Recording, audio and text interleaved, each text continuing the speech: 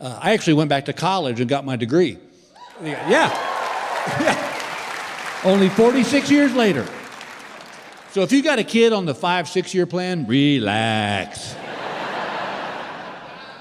Yeah, I just got tired of being the only person in our family didn't have a degree. And also because the first time I went to college, it did not go well. Actually, I shouldn't say that. It went great, just not for studies. Because see, you got to understand something. When I was a kid, I was a parent's dream. I didn't smoke, drink, I didn't cuss, I didn't bust my curfew. They loved me. I got to college, it was like, oh, this is a whole new ball game here.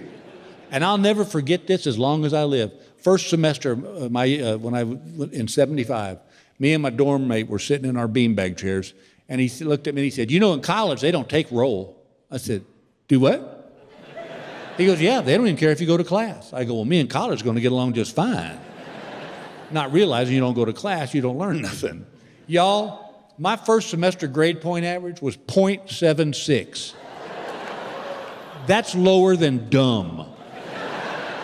Oh, and then I discovered women and beer, and studies went right out the window. So I dropped out. Well, now fast forward, my son was getting ready to go off to college, and I thought, you know what? This would be a good learning experience for him. So I sent off for my transcripts. And they came, and one morning we was having breakfast before he left to go off to college. And I slid that transcript across the table. I said, take a look at that, son. He goes, good God, Dad, .76? I said, that's right. I said, that's what happens when you don't go to class. I said, your only job for the next 4 years is just to go to class. Because if you'll just sit there, something will sink in. Apparently I was wrong. Because he didn't do too well his first semester, but then he got it together. Well, now fast forward again, I'm getting ready to re-enroll in Grand Canyon University down in Arizona, and I was going to get a degree in Christian studies.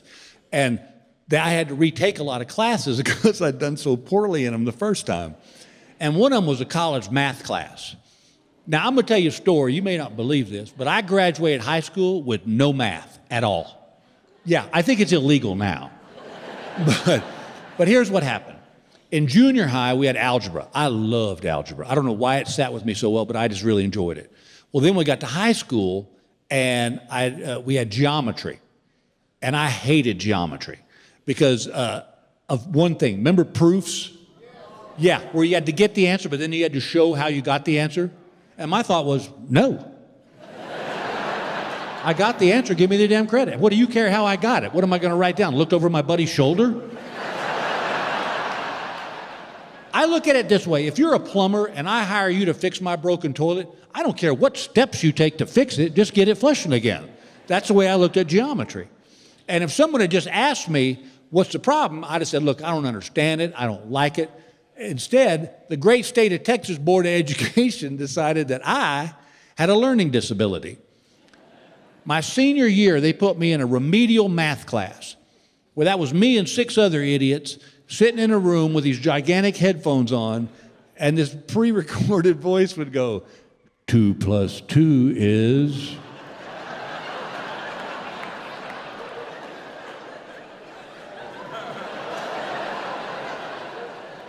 Four? You're smart. Well, hell, I aced that.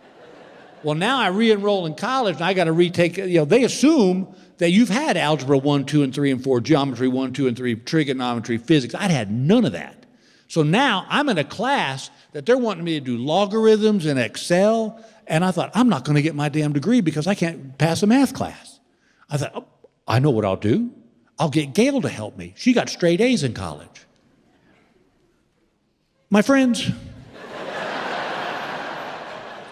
it was at that point in my life that I realized my wife will never be a tutor. She does not have the patience for it. This would be a typical conversation between me and her. Baby, I don't understand how they got the answer to that math problem. She goes, well, how can I make it any easier? It's right there in front of you in black and white. And I go, I don't care if it's on pink paper with blue polka dots. I don't know how they got that answer. She goes, well, what do you want me to do? I go, tell me how they got the answer. She goes, well, then that'd be cheating and you haven't really learned anything because it's just me doing the math problem in it. So how do we deal with this? I said, here's how we deal with it. You're fired. And then I got a real tutor and he got me through it. But here was my question. I was getting a Christian studies major. Why does a Christian studies major even need a math class? Right? All I need to know is there was 12 apostles, 10 commandments. He spent 3 days in a grave. Boom, aced it.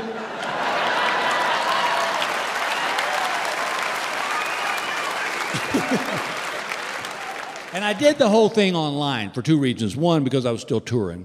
But 2, I didn't want the other kids to know how old I was.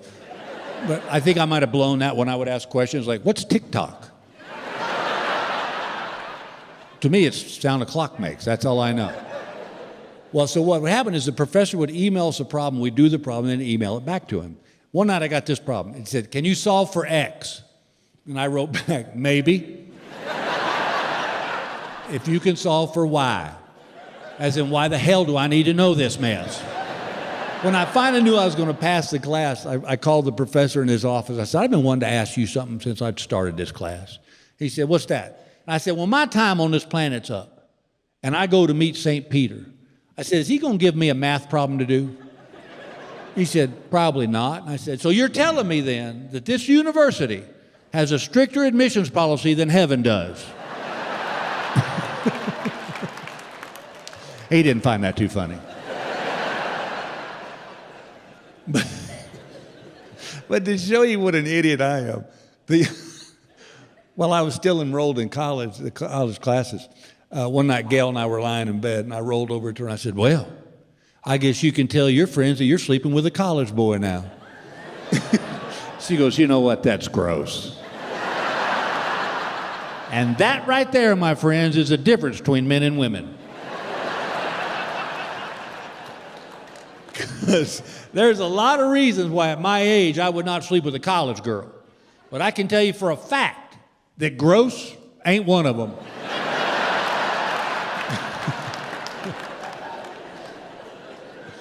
And the best thing about taking classes as an adult, if you fail a test, your thought is, hell, I got a job. Tell you what I should have done. Should have taken a class in cell phones and technology. God, I am so far behind the 8 ball on this. I know now what my dad felt like when VCRs first came out. Would your parents do that? Just stare at it like, what's that blinking red light?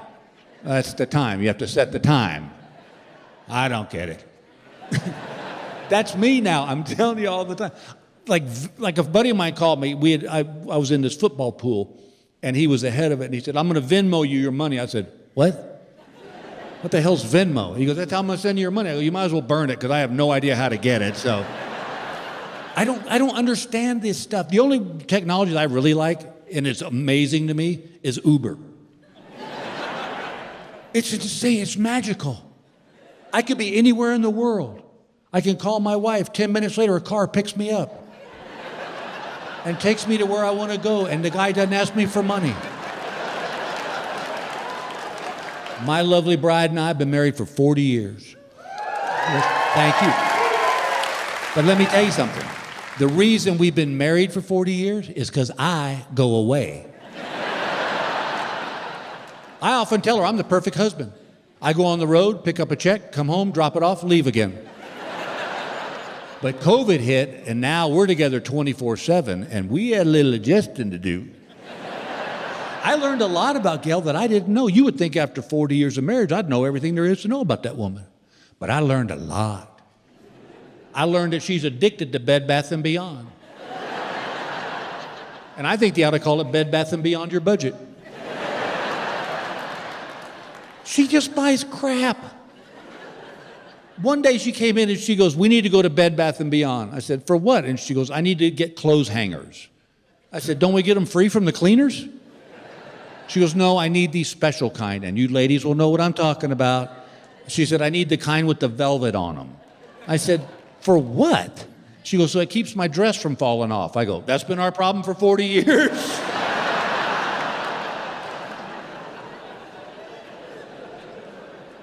My other favorite was, she goes, we need to go to Bed Bath & Beyond. I go, now for what? And she goes,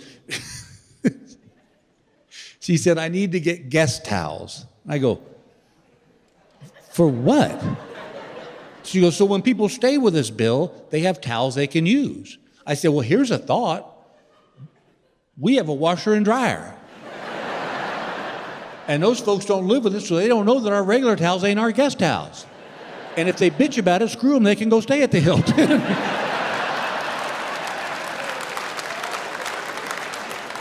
I said, you're just buying crap. She goes, well, you buy crap at Bass Pro Shop. I said, no, ma'am.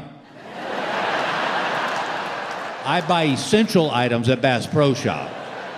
She goes, like what? And I said, like, I need a cooler that knows whether to keep my beer cold or my coffee hot. That's essential. She goes, you're an idiot. I go, I'll be an idiot with a cold beer. That's what I'll be.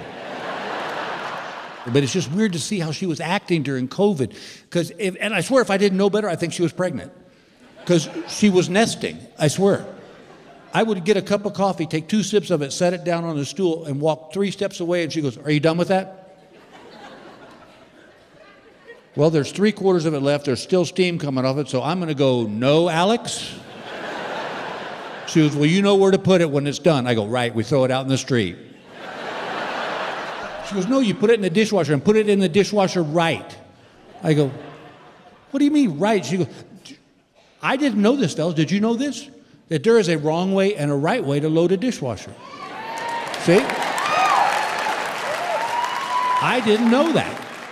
One night we had dinner, and we finished dinner, and I took my plate and my silverware, and I walked to the dishwasher, put them in there, shut the dishwasher. Here comes Gail right behind me. Opens up, starts rearranging. I said, what are you doing? She goes, you put them in there wrong. I said, what are you talking about? She goes, Bill, you can't put bowl, plate, cup, bowl, plate, plate, cup, bowl, plate. I go, why not? She goes, they won't get clean. I said, have you ever actually been inside a dishwasher? Here's something else I didn't know, gang. Did you know that women can have a bad day and blame the whole day on their hair? I didn't know that. One day during COVID, Gail was in a pissy mood. God, she was in a pissy mood. And I said, what's wrong with you, honey? And she goes, oh, the girl that cut my hair did it all wrong. I can't get it right, and it just ruined the whole damn day. I was like, wow. Fella couldn't get away with that. Fella couldn't have a bad wiener day.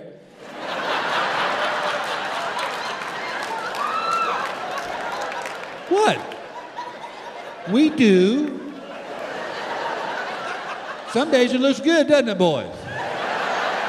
That's right. You want to slap a leash on it and walk it around the block.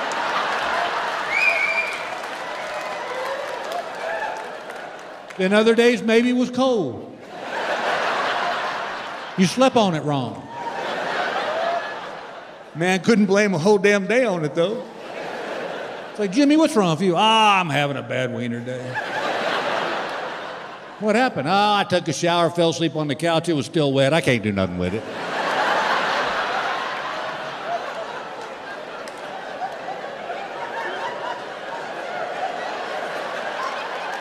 I'm going to guarantee you right now there's somebody in this theater going, that is a bored human being right there.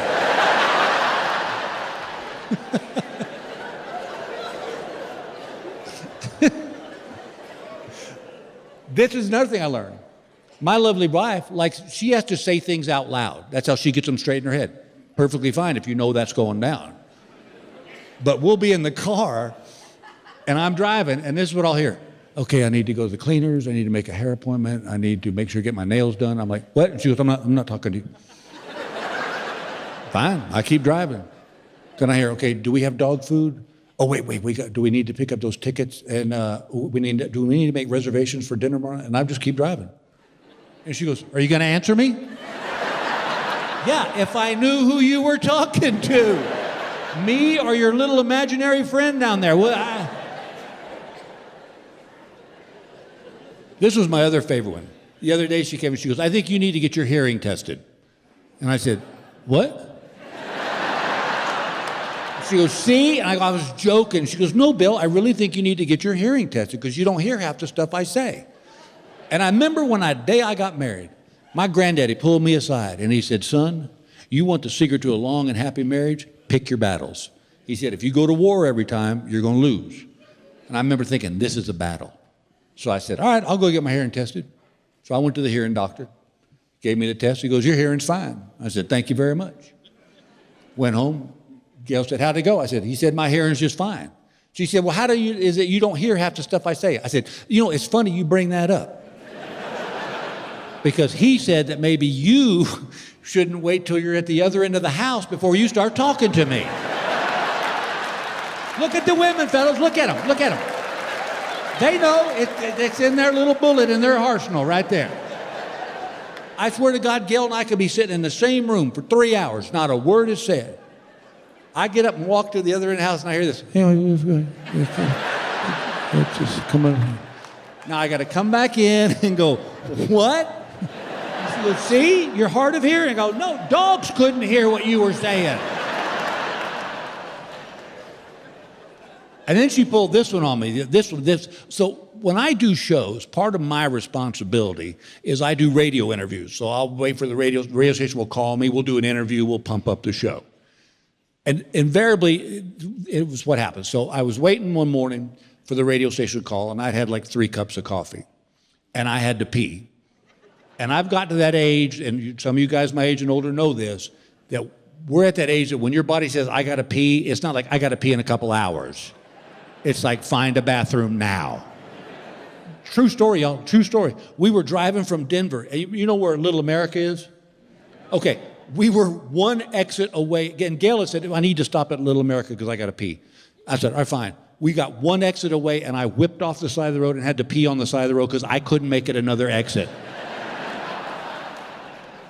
So I'm waiting for the radio station to call, and I know what's going to happen. As soon as I set my phone down and go to the bathroom, they're going to call. So I take the phone with me into the bathroom. And I'm peeing, and they call. So I can't flush the toilet because I'm in the bathroom, and they'll hear it. So I'm doing the interview and just talking, and they go, hey, I'm looking forward. It's going to be the greatest shows, the last 2 shows in Salt Lake. It's going to be awesome. Y'all get some tickets. Come on out. We're having New Year's Eve together. And they go, well, Bill, we're really thrilled you're in your tour there in Salt Lake City, and you're going to have a blast. People are going to come out. We'll get everybody out there. And Gail walks in to the bathroom, and she looks at the toilet and reaches down and flushes the toilet.